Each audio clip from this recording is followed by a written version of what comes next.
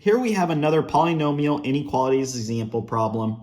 And the first step in solving this example problem is we want to factor this left-hand side and determine what x values will cause the polynomial to be equal to 0. So the first step in factoring out this expression is we can see that all of the x terms have an x square in them. And so we can go ahead and factor that out. And what we're left with is x squared plus 4x minus 12 in the middle.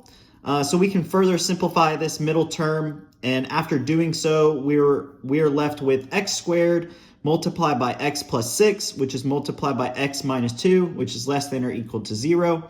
And then the last step in this process is determining which values make the polynomial equal to 0. And what we'll have is x is equal to 0, x is equal to negative 6, and x is equal to 2. The next step in solving this example problem is we want to set up boundary conditions and create test points on a graph. So we can go ahead and do that, and our boundary conditions will be our x values. So we'll have a boundary condition at x is equal to negative 6, x is equal to 0, and x is equal to 2.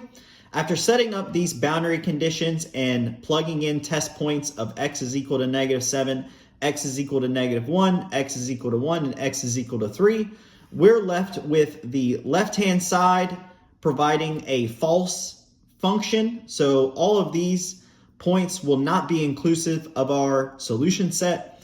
The x is equal to negative 1 test point created a true statement. So these values from negative 6 to 0 will be inclusive of our solution set. When setting up test points of x is equal to 1, it determined negative 7, which is less than or equal to 0, which creates a true statement. And so these values will be inclusive of our solution set. And when setting up a test point of x is equal to 3, it created a false statement. And so we know that from 2 to infinity, this will not be included in our solution set.